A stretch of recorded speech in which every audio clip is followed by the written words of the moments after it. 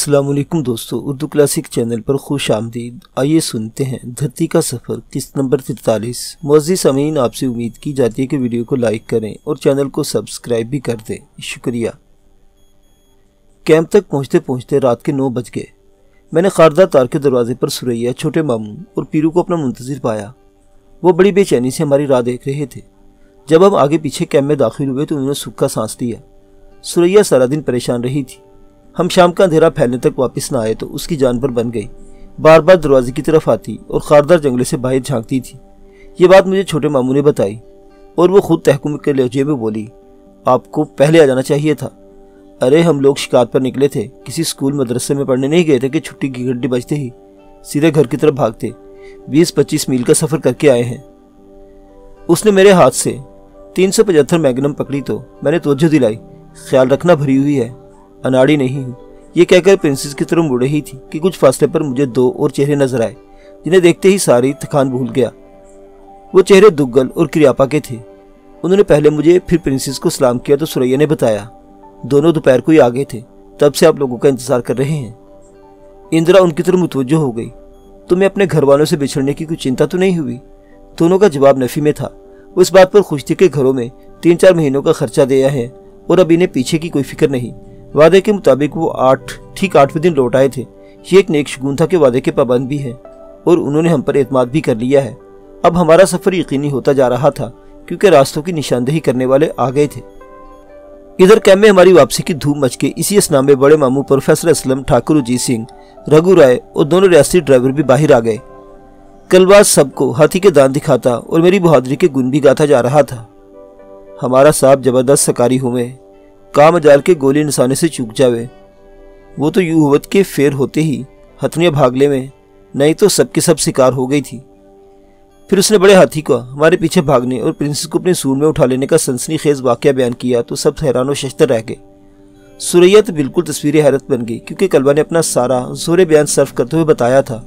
वो तो हमने देखत ही देखत राजकुमारी में सूंड पर लपेट कर जमीन से आधे आसमान पर ले गई, पर साहब ने तालू के भीतर फैर मारा तो बिफरा हुआ हाथी राजी को आधे आसमान से फिर जमीन पर ले आई हो और साहब के पीछे पीछे धावा बोल दी हो, पर दूसरा फैर खा के दमन से जमीन पर आ रही हो। कलबा ने जिस तरह हाथी की शिकार की कहानी सुनाई और सस्पेंस पैदा किया, उस पर सब लोग वाकई की तफसील जानने के लिए बेताब हो गए थे। मगर मुझे जोर की भूख लग रही थी, इसलिए प्रिंसेस इंदिरा और सुरैया को लेकर अपने खेमे में आ गया और पीरू को खाना चुनने के लिए कहा। उधर राना सफदर वहीं खड़ा खड़ा इन्हें वाकई की तफसील सुनाने लगा। और तो सब खाना खा चुके थे, मगर सुरैया ने हमारे इंतजार में भी कुछ नहीं खाया था। अब वो साथ बैठी खाना खा रही थी और शिकार की तफसीलात भी सुन रही थी क्योंकि सफ्तर की आवाज़ खेमे में सुनाई दे रही थी। मुझे भी उसी की जुबानी मालूम हो कि बिखरे हुए हाथी को मारकर मैंने बहुत बड़ा मार्का सर किया है। वो बता रहा था कि ऐसे शाहजोर हाथी को छेड़ना बहुत बड़ी गलती थी, जो अपने कबीले की पट्टी के लिए हरीफ को बिछाड़ चुका और फतह की खुशी और जोश में वहशी हो रहा था। ऐसी वहशतनाक हालत में बदमस्त हाथी जो 200-400 आदमियों को भी खातिर में नहीं लाता और गुस्से में उन्हें कुचलता, रोनता और सूंड में लपेट कर जमीन पर पटकता चला जाता है। बड़े बड़े शिकारी भी बदमस्त हाथी पर गोली चलाने की जरूरत नहीं करते। अब मुझे याद आया कि राना सफ्तर ने मुझे हाथी पर गोली चलाने से मना किया था, मगर मैं नहीं जानता था कि बदमस्त हाथी को मिलाप से रोकना किस कदर खतरनाक इक़दाम होता है, जिसे वो कभी गवारा नहीं करता और मरने मारने पर तुल जाता है। मैं बता चुका हूँ, सुरैया को जंगल और शिकारी से दिलचस्पी नहीं बल्कि जानवरों के बारे में भी बहुत कुछ पढ़ती रही और बहुत अहम मालूमात रखती थी।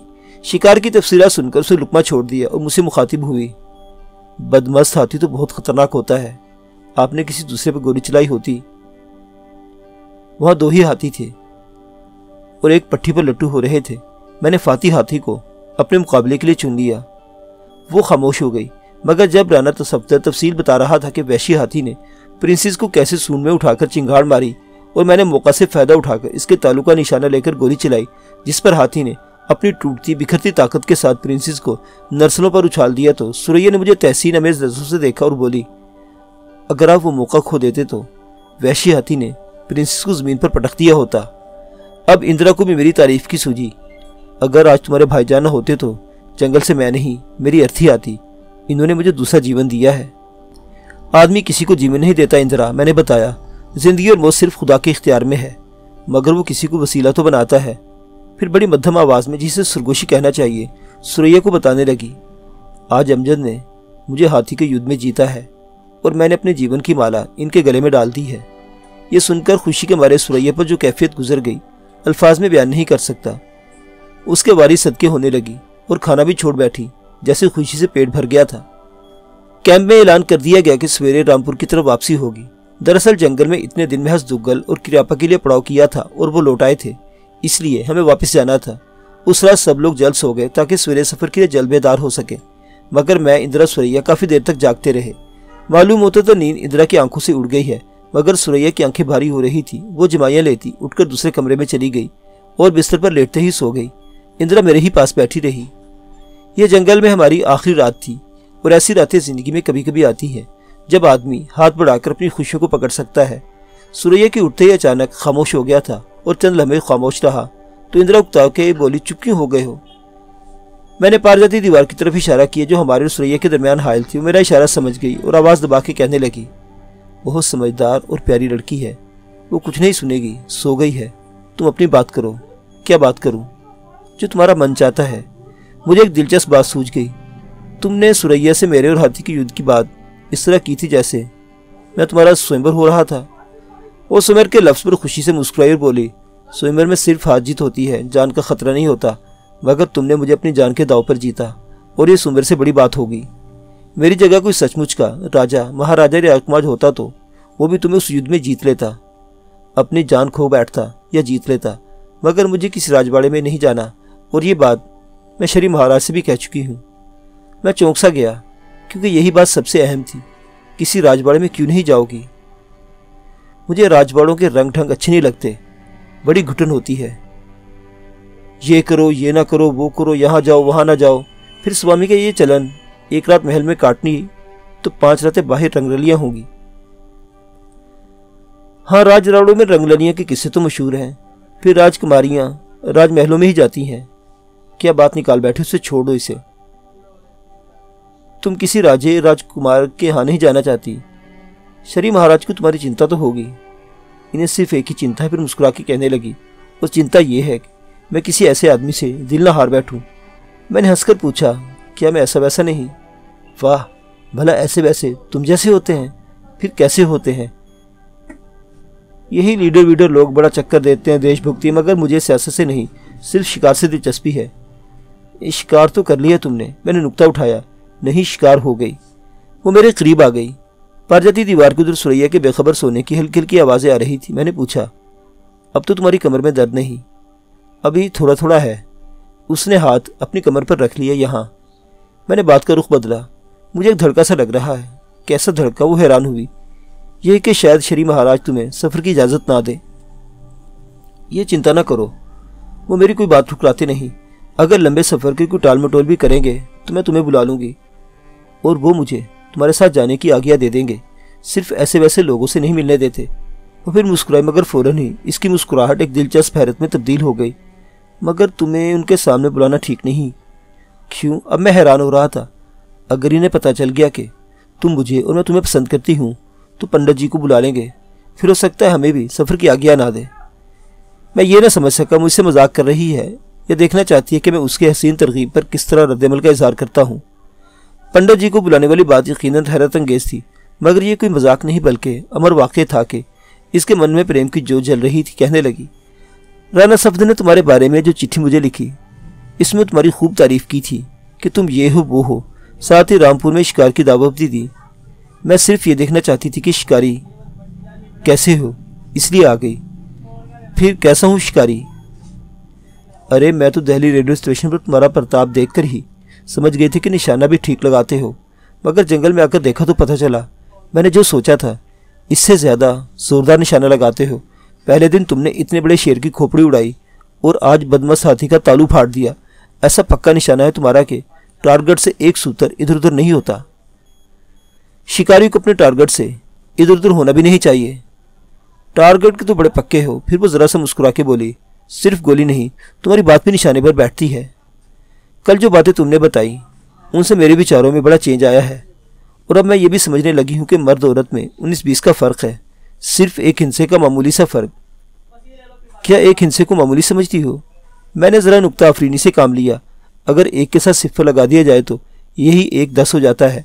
2 सिफर लग जाए तो 2 तो 100, 3 से 1000, 4 से 10,000, जितने सिफर लगाते जाओ एक का हिस्सा बढ़ता जाएगा और इस तरह दो मिलने वालों के दरमियान 1 मील का फासला हजारों लाखों मील में बदल सकता है।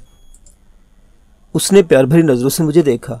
अगर सारे सिफर मिटा दिए जाएं, फिर दोनों मिलने वाले एक हो जाएंगे। वो कुछ और करीब आ गई। तुमने वो पुराने यूनानियों की बात सुनाई थी, एक होने की कोशिश करते हैं। वो तो अगले वक्तों की देवमालाई कहानी थी, मगर मुझे ये बात अच्छी लगी कि जब नर नारी का जन्म हुआ तब दोनों का शरीर एक था। अगर दोनों एक ही रहते तो अच्छा था, एक साथ उठते बैठते, एक साथ खाते पीते, एक साथ सोते जागते। लेकिन इस तरह बहुत गड़बड़ हो जाती। नर मरता तो साथ नारी भी मर जाती, और नारी मरती तो नर को भी मरना पड़ता। फिर मर्द पसीने की कमाई से रोटी हासिल करता तो नारी को भी उसके साथ मुशक्कत करना पड़ती, और नारी बच्चा जनती तो मर्द को भी। वो हंसती, हाँ ये गड़बड़ तो जरूर होती। इसलिए कुदरत ने दोनों के लिए जो बेहतर समझा वही किया। वो दो होकर भी एक होते हैं।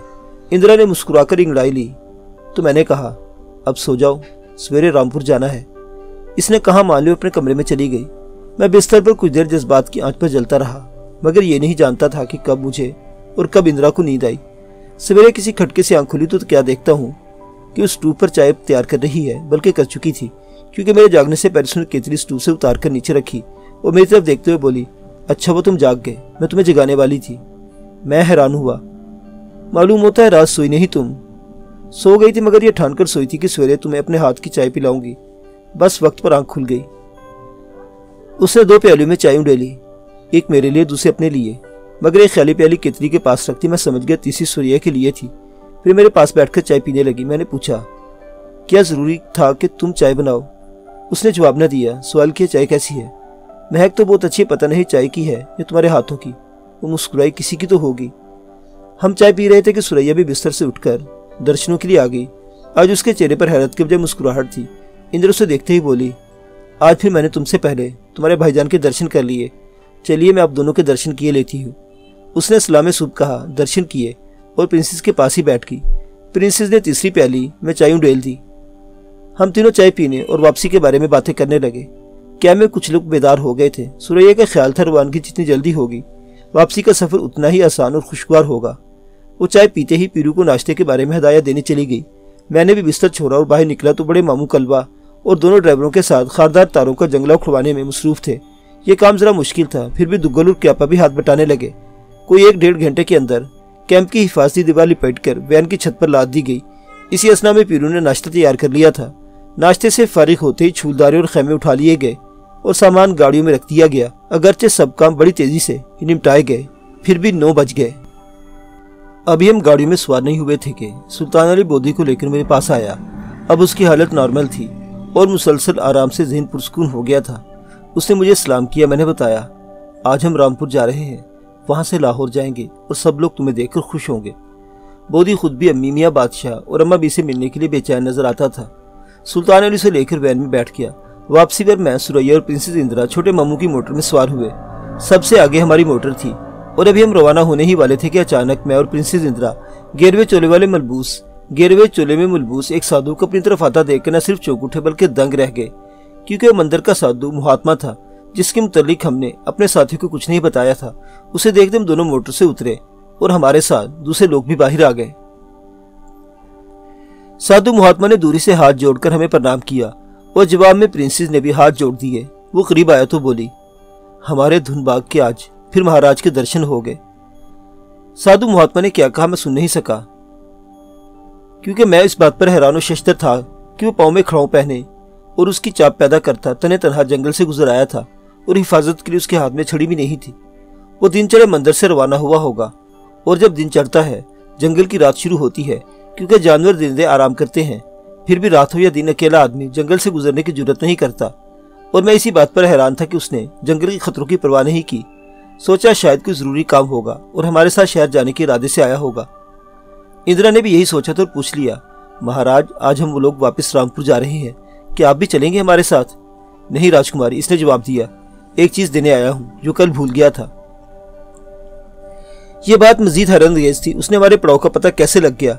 लेकिन हमारी हैरत की परवाह किए बगैर उसने अपने चोले की बगली जेब में हाथ डालकर एक छोटा सा अजीबोगरीब मनका निकाला जिस पर नन्हे नन्हे भूरे से मसाम दिखाई दे रहे थे और इसे मेरी तरफ बढ़ा के बोला, परंतु ये मनका तुम्हारे लिए है। जिसके पास हो कोई सांप उसके पास नहीं फटकता। शीशनाग का मन है। कल तुम्हारे चले आने के बाद ये बात भी मेरे मन में प्रकाश हुई। ये गंडा तुम्हें देना चाहिए, पर मुझसे भूल हो गई। रात सोचता रहा कि तुम चले ना जाओ, इसे सवेरे ही मंदिर से चल दिया और अच्छा हुआ कि ठीक उस समय पहुंच गया जब तुम लोग जंगल छोड़कर जा रहे थे। सुरैया और दूसरे लोगों के लिए न सिर्फ साधु की आमद बल्कि ये खबर हैरानकुन थी कि हम कल भी इससे मिल चुके हैं और किसी से इस मुलाकात का जिक्र तक नहीं किया। सुरैया हैरतपाश नजरों से कभी उसे और कभी मुझे और कभी प्रिंस इंदिरा को देखे जा रही थी। ये सांप का मन का तो मेरे लिए भी अचंभा था। मैं समझ गया कि जिंदगी में कभी ना कभी कहीं ना कहीं जो सांप का खतरा दरपेश है और साधु महात्मा ने यह बात अपने प्रकाश या इल्म तवज्जो से मालूम कर ली है। इसीलिए मुझे सांप से बचने का तावीज़ गंडा देने आया है। गोया उसे मेरी जिंदगी की फिक्र है। मैंने इसका शुक्रिया अदा किया और झुककर घुटनों का हाथ लगाना चाहा तो एकदम परे हट गया। अरे अरे, ये क्या करते हो? उम्र में छोटे से ही, मगर तुम्हारी सीढ़ी मुझसे बड़ी है। अब मुझे भी कुछ जुर्रत हुई। मैंने तो कल नहीं बताया था कि हम कहाँ ठहरे हैं। आपको हमारे ठिकाने का पता कैसे चल गया कि सीधे यहीं चले आए?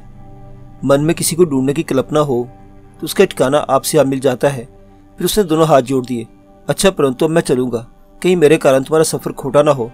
हाँ, ये मन का कहीं खोना देना, संभाल के रखना, और अगर इस पर भूरे भूरे बाल आ जाए तो घबराना नहीं।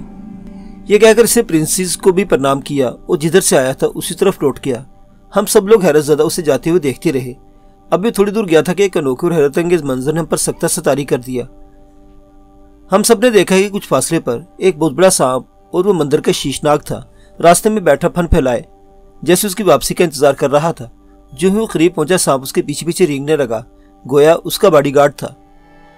जिस तरह जंगल में साधु महात्मा को देखकर इस गलत फहमी में मुब्तला हो गया था कि वो मंदिर में तने तनहा रहता है, और बादजा मेरे ख्याल गलत साबित हुआ।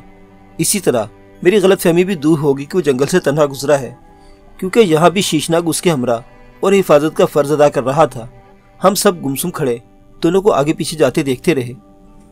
साधु महात्मा ने कहा था कि वो विष्णु का शीशनाग है, और ये बात भी बताई थी कि तख्लीक कायनात से पहले जब हर तरफ पानी ही पानी था, सांप पानियों पर तैरता था और विष्णु भगवान उसके बिछोने पर सोते थे। साधु महात्मा का आना अगर कोई शोभा था जिस पर हम हैरान रह गए, तो जाना एक तिलिस्म था जिसने हमें सहरज़दा सा कर दिया। और हम लोग उस वक्त तक महात्मा और इसके रखवाले सांप को देखते रहे जब तक दोनों दरख्तों और झाड़ियों की ओट में नजरों से ओझल नहीं हो गए। सपेरे सांपों को सिधा लेते और उन्हें बीन की धुन पर मस्त कर देते हैं, जो कि जहरीले नागों के बल खाते हार गले में लटकाए फिरते हैं। कुछ लोग सांप पालते उन्हें दूध पिलाते हैं और उनके हुजरों में घुसे रहते हैं। कुछ लोग अपने बदन पर सांप डसवाते और कई कई दिन जहर के नशे में मदहोश रहते हैं, क्योंकि सांप का जहर दुनिया में सबसे तेज नशा है। मगर ये तुरफा तमाशा पहली बार देखा कि विष्णु का शीशनाग जंगल में साधु महात्मा की चौकीदारी करता और सफर के दौरान उसके पीछे पीछे रेंगता था। इस हैरत के आलम में हम कुछ देर अपने सफर को भूल गए। प्रोफेसर असलम और बड़े मामू भी हमारे पास आकर उस अजीबोगरीब मनके को देखते रहे जो साधु महात्मा मुझे दे गया था। मन का हुज्जे में बड़े बेर और देखने में सफेदी माइल भूरा था।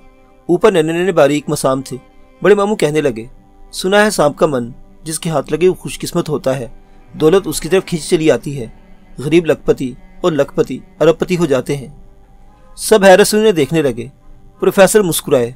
सांप के मन के बारे में बहुत सी कहानियां मशहूर हैं। ये भी देखा है कि बाद सुपीरियर जोगी कभी कभार लोगों को सांप के मन के तोहफे और सौगात में दे जाते हैं, मगर उनकी बदहाली खुशहाली में नहीं बदलती। वो सांप के मन की नहीं होगी, कुछ और होगा। अगर सांप का मन दौलतमंदी की अलामत है तो सपेरे लखपति क्यों नहीं हो जाते? मेरी बात ने सबको चुकाया। सुरैया बोली, मगर भाईजान कि ये मन का इसलिए दिया गया है कि इनकी हिफाजत करेगा। बड़े मामू ने फिर सुनी सुनाई बात सुनाई। कहते अगर सांप किसी को डस जाए और सांप का मन का डसने के निशान पर रख दिया जाए तो सारा जहर चूस लेता है और आदमी बच जाता है। मुमकिन है मन का भी मुझे इसलिए दिया गया हो कि मैं सांप के जहर से महफूज रह सकूं, और ये बात जाहिर करती है कि मेरी जिंदगी में कहीं ना कहीं खतरा जरूर लाहिक होगा। साधु महात्मा को मेरे बारे में कोई ज्ञान प्रकाश हुआ था जब भी वो सांप के मन लेकर अलग मंदिर से चल दिए और मन का मेरे हवाले करके लौट गए। बहरहाल कोई बात जरूर थी जिसने मुझे चौंका दिया।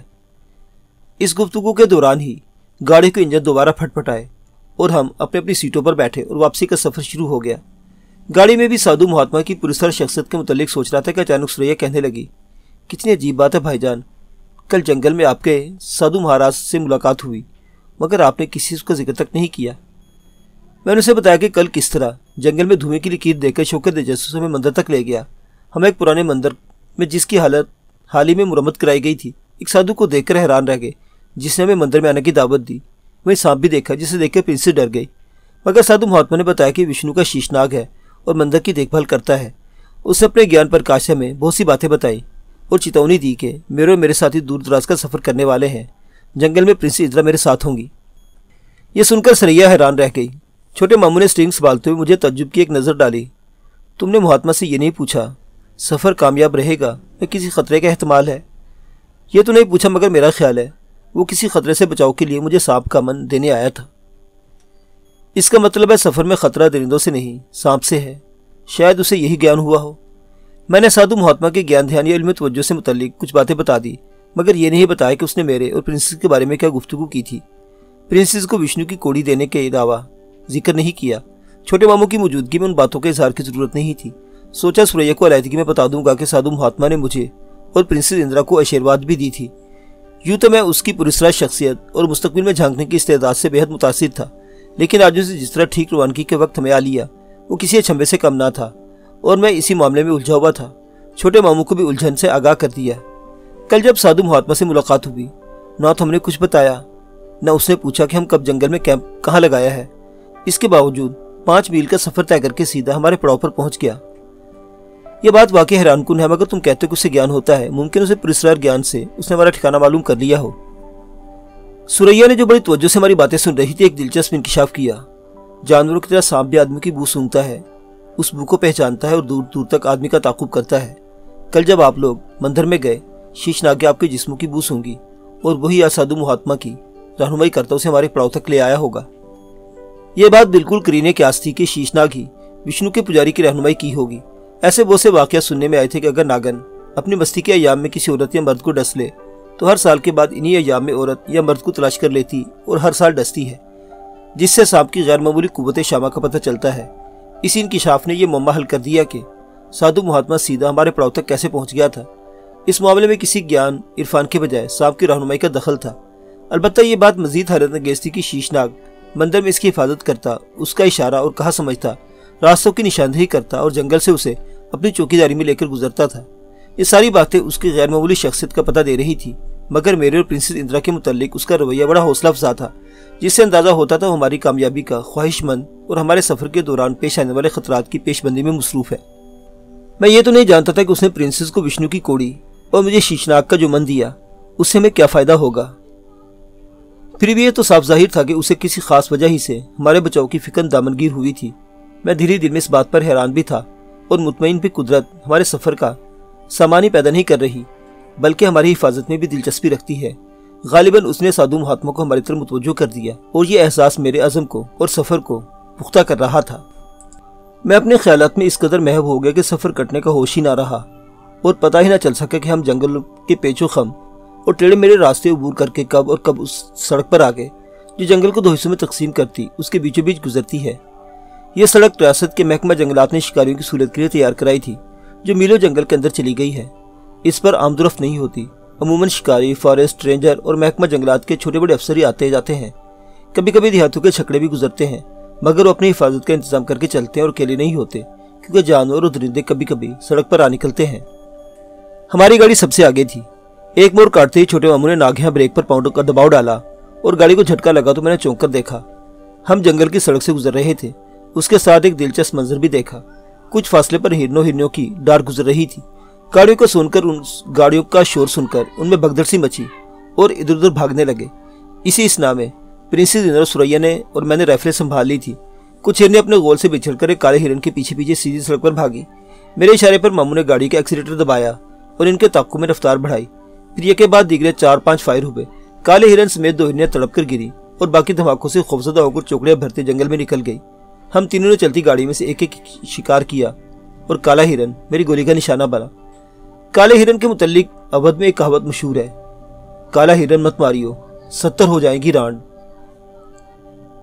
इस कहावत का मतलब ये लिया जाता कि ऐसा आदमी न मरे जो बहनों की रोजी का वसीला हो, और ये कहावत इसलिए बनी है कि काला हिरन जो हिरनियों को नई चरागाहें तलाश करता और हर वक्त चौकन्ना रहता है, बड़ा नायाब होता है। शिकारी आमतौर पर उसे जिंदा गिरफ्तार करने की कोशिश करते हैं, मगर वो शाज़ो नादरी काबू में आता है। काले हिरन की खाल भी बड़ी कीमती समझी जाती है। गाड़ियां सड़क पर रोक ली गई, हिरन और हिरनियों को ज़िबा करके खाले उतारी गई और उनका गोश्त रानों और बड़े बड़े पार्चों की शक्ल में संभाल लिया गया, जो गोया घर वालों के लिए जंगल का तोहफा था। फिर गाड़ियां रवाना हुई और रामपुर तक कोई काबिल जिक्र वाक़या पेश न आया, मगर वापसी पर भी हमें पीलीभीत का रुख करना पड़ा, क्योंकि कलवा को वहीं छोड़ना था। उसे इनाम इकराम देकर रवाना होने वाले थे कि वो हाथ जोड़कर मेरे सामने खड़ा हो गया। एक अर्ज होवे सरकार, इस ख्याल से कि हमारी रहनुमाई के अलावा उसने एक प्रिंसेस के साथ शिकार में हिस्सा लिया। मैं उसे काफ़ी इनाम दे दिया और खुश था, मगर शायद कुछ और भी चाहता था। हाँ कलवा बोल, क्या कहता है? बस यूँ अर्ज होवे सरकार कि हमरों को भी दूर सफ़र पर ले चलियो।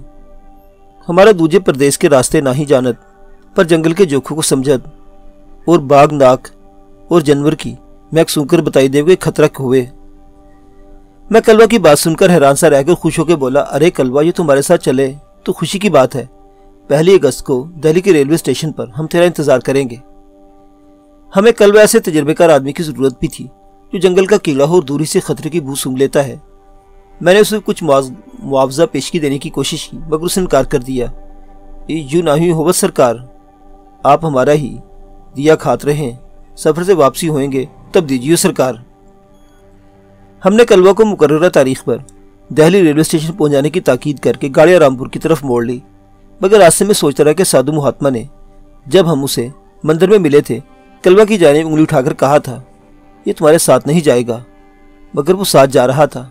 ख्याल आया मुमकिन है साधु महात्मा पुरस्कार कुदरत का इशारा समझने में चूक गया हो। मुअज़्ज़िज़ सामीन हज़रात, धरती का सफ़र अभी जारी है, बकिया वाक़यात अगली किस्त में। देखते रहिए उर्दू क्लासिक। अल्लाह हाफिज़।